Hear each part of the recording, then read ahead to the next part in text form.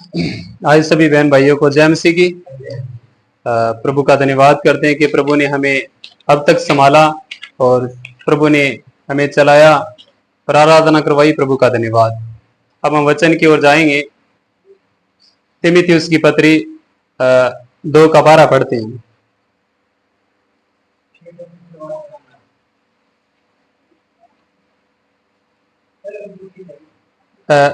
Sorry, तीतुस की पत्री 2:12 लिखते हैं, और हमें चेतावनी देता है कि हम अभक्ति और शरीर की अभिलाषाओं में मन फेरकर इस युग में संयम और धर्म और भक्ति से जीवन बिताएं। धन्यवाद वचन पढ़े जाने के लिए। यहाँ पर प्रेरित पौल तीमुथियुस को यह समझाता है इस बात को, और हमें चेतावनी देता है। सचमुच हमें प्रभु का वचन हमें क्या देता है? चेतावनी देता है। किस प्रकार की चेतावनी? किस युग के अंदर हम चल रहे हैं? अब हम किस युग में चल रहे हैं? आज का समय को हम देखते हैं। आज का समय कैसा है? अंधकार भरा समय है, पाप में समय, और इस संसार के अंदर बहुत सारा पाप फैला हुआ है। इस युग के लिए चेतावनी देता है वचन। हमें चेतावनी देता है कि हम अभक्ति और सांसारिक अभिलाषा से मन फेरकर इस युग में संयम और धर्म और भक्ति से जीवन बिताए। अभक्ति से हमारा जीवन कैसा अभक्ति में था? आज संसार कैसे अभक्ति में दिन प्रतिदिन गुजरता जा रहा है? कैसे संसार गुजरता जा रहा है? हम वचन को पढ़ते हैं। इफिसियों की पत्री 2 अध्याय उसका 1, 2, 3 आयत को पढ़ते हैं। इफिसियों की पत्री, हाँ,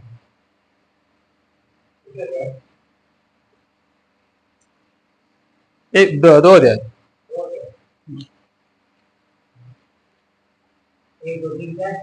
1, 2, 3। उसने तुम्हें भी जिलाया और अपने अपराधों और पापों के कारण मरे हुए थे, जिनमें तुम पहले इस संसार की रीति पर और आकाश के अधिकार के अधीन अर्थात उस आत्मा के अनुसार चलते थे जो अब भी आज्ञा में मानने वालों में कार्य करता है। इनमें हम भी सब के सब पहले अपने शरीर की अभिलाषाओं में भी बिताते थे और शरीर और मन की इच्छाएं पूरी करते थे और अन्य लोगों के समान स्वभाव से ही क्रोध की संतान थे। धन्यवाद। यहाँ पर पौलुस कहता है, उसने तुम्हें भी जलाया, अपराध और पापों के कारण मरे हुए थे। हमारा जीवन कैसा मरा हुआ जीवन था? हमारे जीवन के अंदर हमारा जीवन कैसे मरा हुआ था?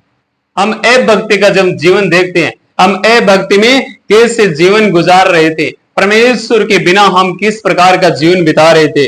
हाँ, हमारी शरीर की इच्छाओं के अनुसार हम प्रतिदिन उस लालसाओं में फंसे हुए थे। शरीर की इच्छा को हम हमारी लालसाओं को पूरा करते थे दिन प्रतिदिन। हमारे अंदर मन की जो लालसा थी, उनको ओढ़ने पहनने की, हमें रहने की, हमारी सब लालसाओं को हम दिन प्रतिदिन उसमें हम जीवन गुजार रहे थे। उसमें क्या कर रहे थे? हम जीवन गुजार रहे थे, लालसाओं में दिन बिताते थे और शरीर की इच्छा पूरी करते थे। अन्य लोगों के समान क्रोध की संतान थे। हम क्या थे? क्रोध की संतान थे। तो हमारा पुराना जीवन हमें क्या याद दिलाने का उसका क्या तात्पर्य है? पौलुस हमें पुराना जीवन क्यों याद दिला रहा है? हमें वापिस इस प्रकार याद दिलाता है ताकि हमारा जीवन के अंदर हमारा जीवन आज या भक्ति में हमारा जीवन नहीं होना है। हमारे जीवन के अंदर क्या हमारा जीवन किस प्रकार का बिताना है? हमें तीतुस में हमें जब पढ़ा था, हमारा जीवन संयम के साथ में गुजारना है हमारा जीवन। ये 3 बातों पर यहां पर पौलुस सिखाता है। संयम, धर्म, भक्ति से जीवन बिताए। भक्ति से जीवन बिताए। संयम किस प्रकार का संयम? संयम का अर्थ है संयम संयम का अर्थ है नियंत्रण करना, नियंत्रण। एक विश्वासी के जीवन में क्या होना चाहिए? एक विश्वासी के जीवन में संयम होना जरूरी है। संयम क्या करता है? हमारी आत्मिक अंदर की जो हमारे शरीर का जो कंट्रोलिंग है उसको कंट्रोल में लाता है संयम। संयम क्या करता है? हमारी इच्छाओं को नियंत्रण में ले आता है। जब भी हमारा शरीर दूसरी अभिलाषाओं की तरफ भागता है, शरीर की इच्छा के अनुसार जब दौड़ता है, तो अब अगर हमारे अंदर संयम है तो वो नियंत्रण में ले आएगा, नियंत्रण में, अपने कंट्रोल में रखेगा। जैसे हम एक वचन को पढ़ेंगे, दूसरा पत्रस 1:6 को पढ़ते हैं हम।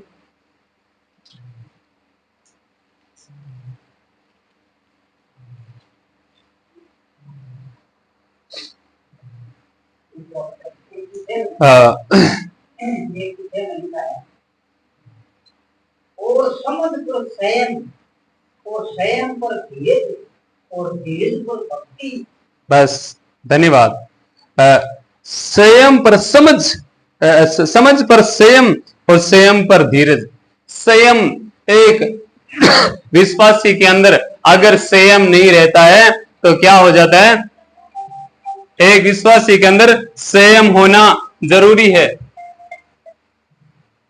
एक विश्वासी के अंदर संयम होना जरूरी है। संयम क्या करता है? हमें संसार की बुरी अभिलाषाओं से बचाकर हमें भक्ति के जीवन में नियंत्रित करता है। भक्ति के जीवन में क्या करता है? नियंत्रित करता है। उदाहरण स्वरूप हम देखते हैं कि एक जब भर्ती होने वाला, एक फौज में जब भर्ती होता है तो वह सारी बातों को, सारी हर एक बुरी इच्छाओं को त्याग कर अपना जीवन किसकी तरफ लगाता है? एक उस पाने वाली जो अपनी नौकरी है, उस मुकुट के लिए जिसकी तरफ अपना ध्यान लगाता है, और सारी बातों को, बाहर की सारी बातों को वह दूर करता है। वैसे यहां पर संयम क्यों जरूरी है? जब संयम इसलिए जरूरी है कि हमारा जीवन में आने वाली बाहर की अभिलाषाएं उसको कंट्रोल में कर सके। वचन पढ़ते हैं हम इसके, भजन संहिता 141 के 3 और 4 को पढ़ते हैं हम।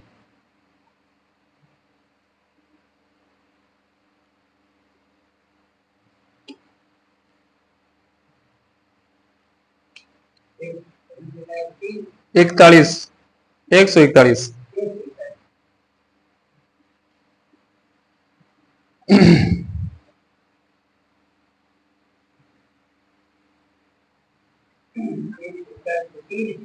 तीन चार। हे यहोवा, मेरे मुख पहरा बढ़ा, मेरे होठों के द्वारा की रखवाली कर, मेरा मन किसी बुरी बात की ओर फिरने न दे। मैं अनर्थकारी पुरुषों के संग दुष्ट कामों में न लगूं, और मैं उनके स्वादिष्ट भोजन वस्तुओं में से कुछ न खाऊं। धन्यवाद। यहाँ पर दाऊद कहता है, हे यहोवा, मेरे मुख पर अपना पहरा बैठा।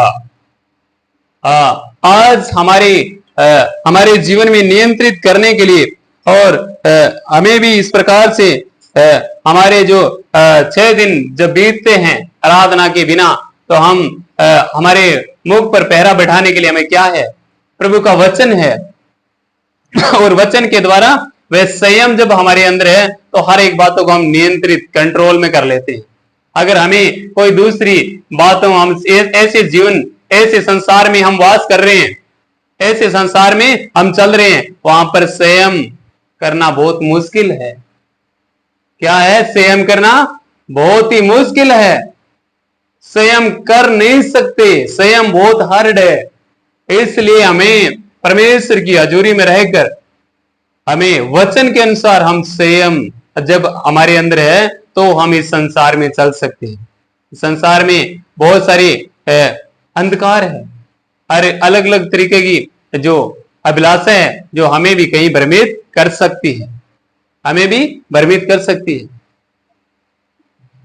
आज एक जब मनुष्य जब फौज में जाता है तो उनके साथी उनको बोलते हैं, हम तो भैया आनंद के साथ में जीवन गुजार रहे, गांव में परिवार के बीच में, क्या करना है नौकरी का, हमें एक दिन ये संसार छोड़कर जाना है। तो वो क्या करता है, वो अपने जीवन को नियंत्रित में करता है, नहीं मुझे नौकरी करना है, मेरे परिवार के लिए करना है। आज हमें भी क्या करना है, हमारा भी संयम किस तरीके से कंट्रोल करना है। आज बहुत सारे लोग हमें संसार के अंदर हमें भ्रमित करेंगे, बिल्कुल भ्रमित करेंगे। लोग कहेंगे क्या कर रहे हो आप, क्या करना है भक्ति का जीवन, अभी आपका समय नहीं हुआ भक्ति करने का, है आपका ये समय नहीं कि परमेश्वर के भजन आप करो, आपका समय बाकी पड़ा है। नहीं, मुझे करना है मेरे शरीर के लिए, मेरा आत्मा के लिए मुझे करना है, मेरी आत्मा परमेश्वर के निकट जाना है। मुझे इस प्रकार का संयम नियंत्रित करना जरूरी है हमारे अंदर। संयम क्या करते हैं, हमारे जीवन को नियंत्रण में लेकर आता है, हमारे जीवन को नियंत्रण में लेकर आ, ध्यान करो वचन की तरफ, हमारे जीवन को नियंत्रण में लेकर आता है। और दाऊद यहां पर कहता है मेरा मन किसी बुरी बात की ओर फिरने न दे, मैं अनर्थकारी पुरुषों के संग दुष्ट कामों में न लगूं।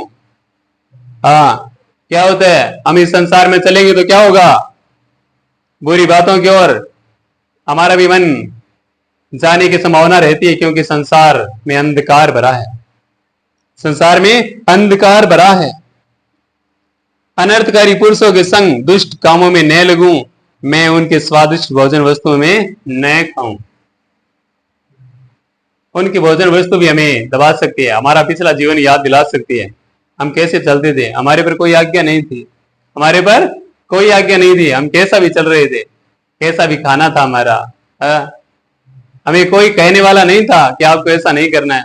मुझे मार्ग में चलते समय कोई नहीं कहता था कि तुझे ऐसा नहीं चलना है। बड़े दुख की बात है, दुख के साथ में ये कहते हैं कि प्रभु का वचन मुझे नियंत्रित किया कि तुझे बेटे इस मार्ग में तुझे नहीं चलना है।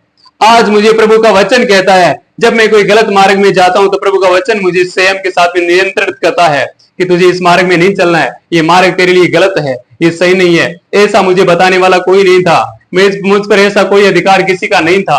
वह मुझे प्रतिदिन ऐसी खुली थी और मैं मेरे जीवन को ऐसे व्यक्तित कर रहा था। आज हमें क्या करता है प्रभु का वचन, नियंत्रित में करता है। हमारे अंदर क्या होना चाहिए, एक विश्वासी के अंदर क्या होना चाहिए, संयम होना चाहिए, उसके अंदर संयम उसके अंदर होना चाहिए।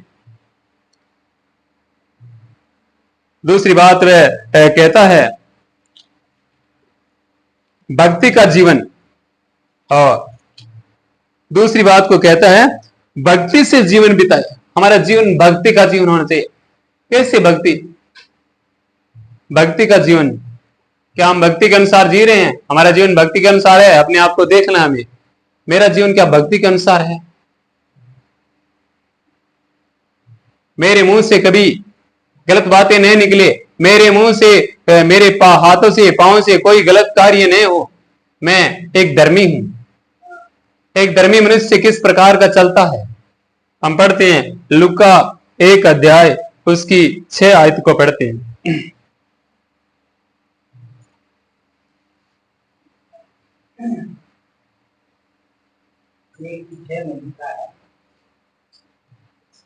वे दोनों परमेश्वर के सामने धर्मी थे और प्रभु की सारी आज्ञाओं और विधियों पर निर्दोष करने वाले थे।